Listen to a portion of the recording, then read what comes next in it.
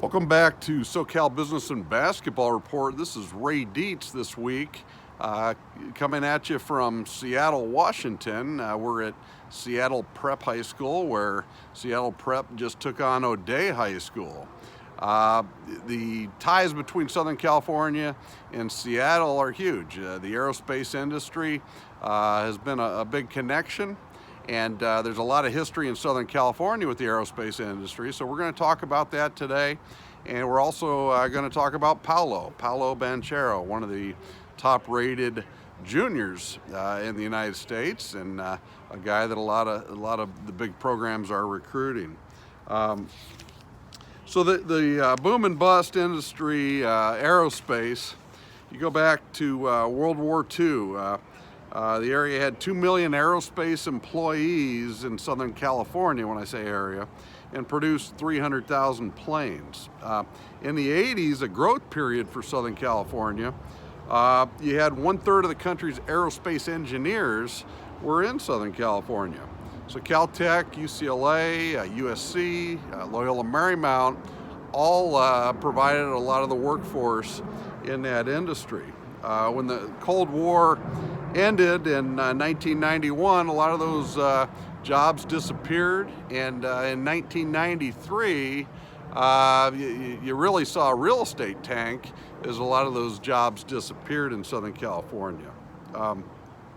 So the next step, you had over 20 companies merged into large companies. Boeing, McDonnell Douglas was one of them, and there was a lot of cost cutting that occurred at that point, and created really a situation moving forward where you're going to have ramifications for that cost cutting.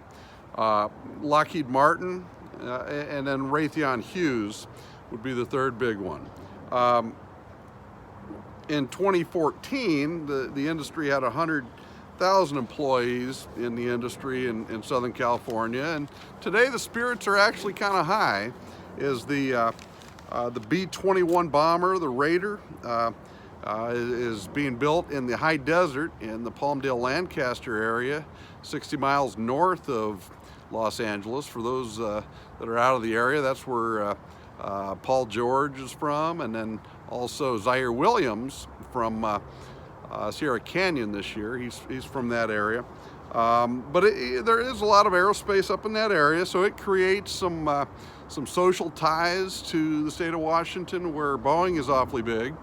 And just so you know, Boeing, their corporate headquarters moved from Seattle. The announcements occurred in 2001, where the corporate office moved to Chicago. It was more for the Boeing company to centralize their management. But with 140,000 employees with Boeing, 70,000 employees still are here in the state of Washington, and 30,000 of those employees are at the facility in Everett, the plant in Everett, Washington. So up there in the high desert I mentioned, the Raider being built, those planes, they cost about $550 million a plane, okay? It's supposed to be about 100 of them built between now and 2030. So altogether, looks like about an $80 billion investment it's classified, but that looks like the ballpark. And there's about 5,000 employees with Northrop up there in the high desert. Other aerospace, you got Lockheed Martin in Palmdale, Morton Manufacturing, which is a aerospace fastener company, female-owned, and so it'd be like nickel bolts that would go in aerospace. That's the type of thing that's done there.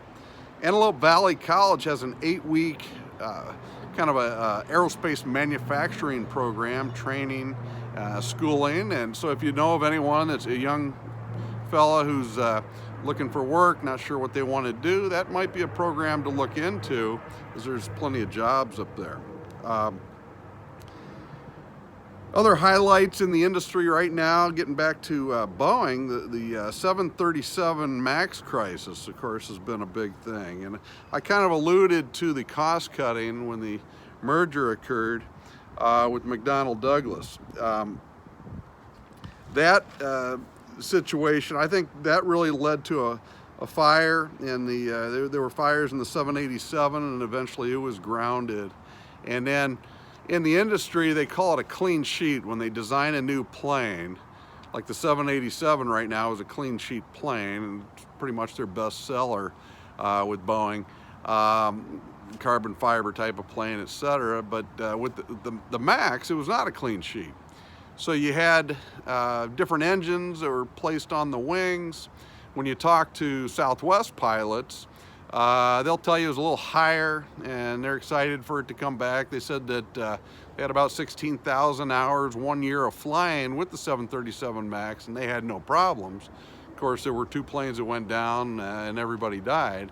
So, you know, I'm not going to go out and wear a t-shirt that says "Free the Max," but, you know, those guys at Southwest are hyping it up and saying everything's fine with that. That's hurt the commercial business with Boeing, and about 40% of their revenue comes from defense and space, so that's kept them going. And when you go to the plant in Everett, which I was up at that plant today, they'll have a gray tail on some of the planes that are in the process of manufacturing. That's a military plane, the others are not. And as I say, they're doing very well with the 787 up here in Everett. In terms of you know, the business side of it, when they initially sold a lot of the down payment on the 737 Max, a lot of that money was used for stock buybacks.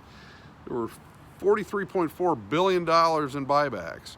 And just 2 months before the first 737 Max crash, the board approved another $20 billion in stock buybacks. And that, again, that was after the crash. And since the second one, they've waived that off, just the bad optics to it. But that's you know, a good lesson to learn, is that if you're solely profit-based, it's eventually going to catch up with you. So a firm that's solely engineering-based might not be successful, because you do have to profit and survive. So a couple weeks ago, we were talking about the Big East Conference again, and it's you got to kind of thread that needle. But I would look at the city of Pittsburgh in that example again as kind of the R&D for the Big East Conference, and you don't want to have a crash years later for not putting money into your R&D. So why are we here in Seattle? Well, I had a coworker years ago, Joe Larrabee is his name, and one of the toughest, most talented guys that I've ever worked with. And I was about 32 years old, 32. Joe was 55, and I recommended him to someone I worked with, a superior, to put Joe in as my assistant, as an assistant district manager. And Ron Sheldon went ahead and agreed, and Ron passed away recently. He was a great guy, but Joe was someone I respected. His heart is as pure as the white snow on top of a mountain, and you know, I earned it. I was 32 years old, and every night, you know, he was a tough guy, and I'd send him out to work with people. Had times where people would call me in tears. And as I say, Joe was a tough guy, very productive, and I was happy to work with Joe. One of those guys that you'll always remember your whole life. He's 70 now, and his daughter is getting married here in Seattle, so we came up for the wedding, and really looking forward to spending some time with him. Last time I saw his daughter, she was about 10 or 12, and we played golf, and so she, just to kind of help you see the tie between Seattle and Southern California, his daughter went to the University of Portland. She went to a Catholic school in California, and so Portland seemed like a good fit, and she had an eye on the aerospace industry, and she did hire into the aerospace industry. So that's why we're up here for the wedding. And so there's a lot of social ties between Southern California and Seattle, and a lot of that is surrounding the aerospace industry. The wedding, actually, it's going to be over in Sammamish. And by the way, Sammamish, they have a fellow JT Timaloa, who's the #1 defensive tackle in the United States. He's probably going to go to Washington, Ohio State, or Alabama. Plays for Eastside Catholic, and he's actually a pretty good basketball player as well. I've talked to a number of people in Seattle who have talked about that, and they say he gives Paulo Banchero here from O'Day High School a tough time when they play. So anyhow, back to our story. I talked about the social ties, and looking at the business side of it. The aerospace industry here in Seattle, you have SpaceX, which is in Redmond. That's where I'm staying. Aerotech, they do testing and engineering. Black Sky Global, the Global Intelligent. Earth Now, it's real-time satellite where you can spot fires and hurricanes and that kind of thing. Northrop, Lockheed Martin, and of course Boeing here with a huge presence. And they moved that corporate office from Boeing. They made a big announcement in 2001, moved the corporate office to Chicago. But that's, I'm gonna guess, ballpark 1,000 employees. Still 70,000 employees with Boeing in the state of Washington. So big presence here. Before I get into the O'Day and Seattle prep game tonight, I want to make a shout out to LA Court Report. So I'd recommend anyone that is a hoop junkie. I bring you some highlights in the basketball world centered around Southern California on a weekly basis, on the seasonal basis. If you're on the road or at home and you want to get that daily information, that LA Court Report on Twitter is a great source to get daily information. It's fantastic, and when I'm on the road, I enjoy catching up on LA through that.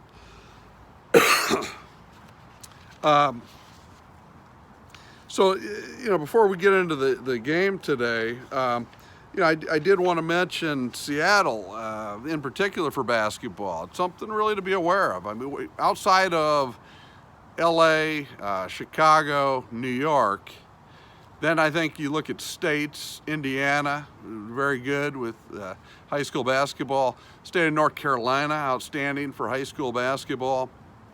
And then let's look at a couple of cities. And Seattle is sneaky good. It's very good. And Memphis would be a great city for high school basketball. But let's look at here from O'Day tonight. Alumni, O'Day played in the game tonight. They're known a little more as a team school for basketball. They're very good in football. Demetrius DeBose, who went to Notre Dame, played in the NFL, is from O'Day. Miles Gaskin from UW, the running back. Taylor Mays, USC in the NFL. Fred Couples, the golfer. DeAndre Yedlin, one of the best soccer players in the United States of all time. Listen to Caleb Porter, the Akron University head coach. Caleb led the University of Akron to an NCAA soccer championship in 2010. He led the Portland Timbers to the MLS Cup in 2015. Caleb's currently the Columbus Crew coach, but he convinced DeAndre to come all the way to Akron University, and he only spent about a year there. I saw a game that DeAndre played at Akron one time where he stole the ball in the defensive end, and with his speed took it the length of the field, basically got tackled in the penalty box, and gave them the goal that won the game as a freshman. So he was a tremendous player. And, I think a lot of basketball players could look at DeAndre Yedlin and say, where he found that coach who could get him to the next level, and he bought into what Caleb could do for him, and it paid off. And Jürgen Klinsmann put DeAndre on the Team USA, and the rest was history. DeAndre's today playing in Europe, and it's been, I'll say he's with Newcastle United right now, so he's a Premier League player. Let's see, O'Day, an NBA guy that they had, Kevin Burleson,